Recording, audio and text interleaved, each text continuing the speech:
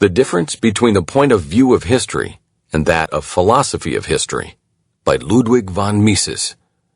This article is excerpted from Theory and History and narrated by John Pruden. Before the 18th century, most dissertations dealing with human history in general and not merely with concrete historical experience interpreted history from the point of view of a definite philosophy of history. This philosophy was seldom clearly defined and particularized. Its tenets were taken for granted and implied in commenting on events. Only in the Age of Enlightenment did some eminent philosophers abandon the traditional methods of the philosophy of history and stop brooding about the hidden purpose of providence directing the course of events. They inaugurated a new social philosophy, entirely different from what is called the philosophy of history. They looked upon human events from the point of view of the ends aimed at by acting men, instead of from the point of view of the plans ascribed to God or nature. The significance of this radical change in the ideological outlook can best be illustrated by referring to Adam Smith's point of view. But in order to analyze the ideas of Smith, we must first refer to Mandeville. The older ethical systems were almost unanimous in the condemnation of self-interest.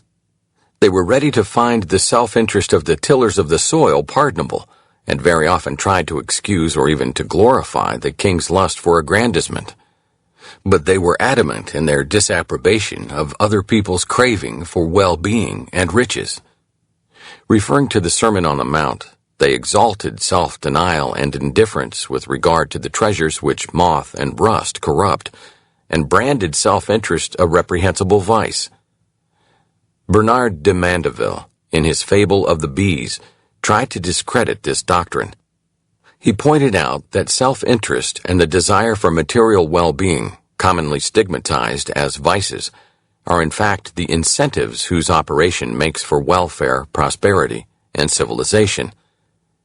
Adam Smith adopted this idea.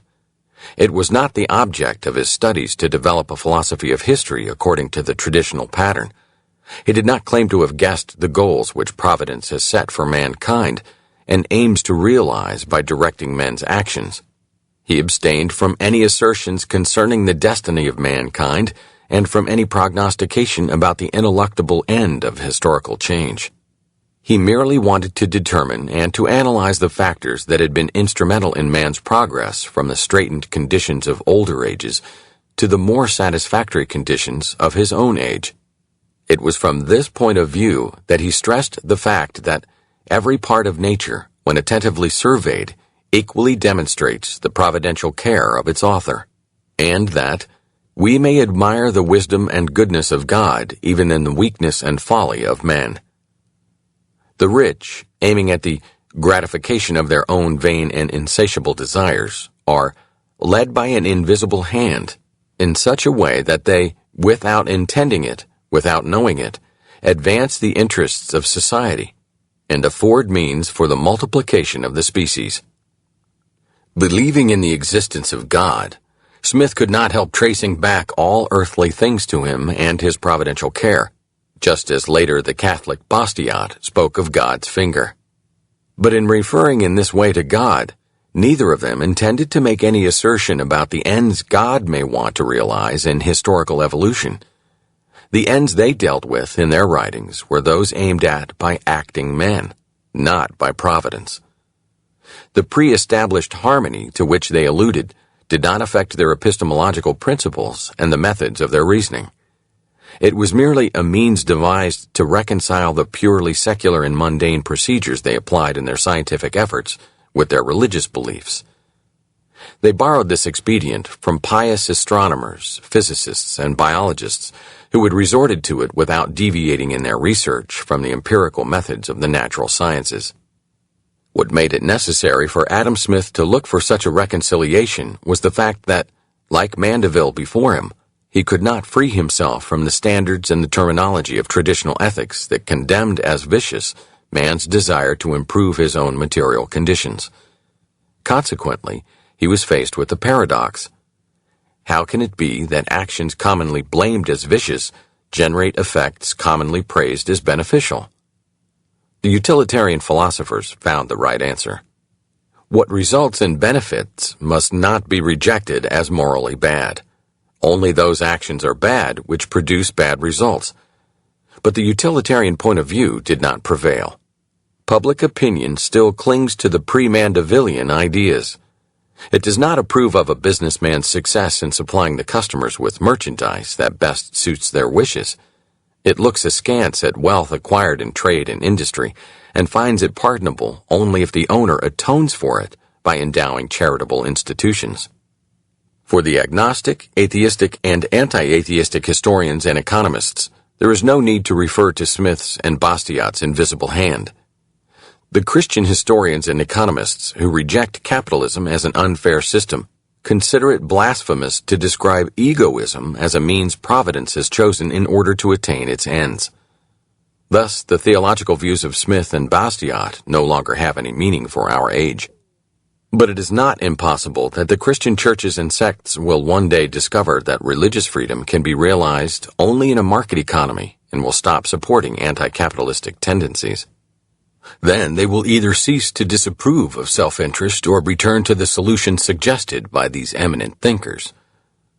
Just as important as realizing the essential distinction between the philosophy of history and the new, purely mundane social philosophy which developed from the 18th century on, is awareness of the difference between the stage doctrine implied in almost every philosophy of history and the attempts of historians to provide the totality of historical events into various periods or ages.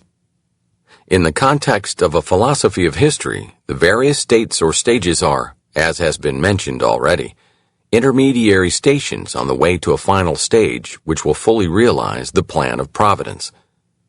For many Christian philosophies of history, the pattern was set by the four kingdoms of the book of Daniel. The modern philosophies of history borrowed from Daniel the notion of the final stage of human affairs, the notion of an everlasting dominion which shall not pass away. However Hegel, Kant, and Marx may disagree with Daniel and with one another, they all accept this notion, which is an essential element in every philosophy of history. They announce either that the final stage has already been reached, Hegel, or that mankind is just entering it, Kant, or that its coming is to be expected every day, Marx. The ages of history, as distinguished by historians, are of a different character. Historians do not claim to know anything about the future. They deal only with the past. Their periodization schemes aim at classifying historical phenomena without any presumption of forecasting future events. The readiness of many historians to press general history or special fields, like economic or social history or the history of warfare, into artificial subdivisions has had serious drawbacks. It has been a handicap rather than an aid to the study of history. It was often prompted by political bias.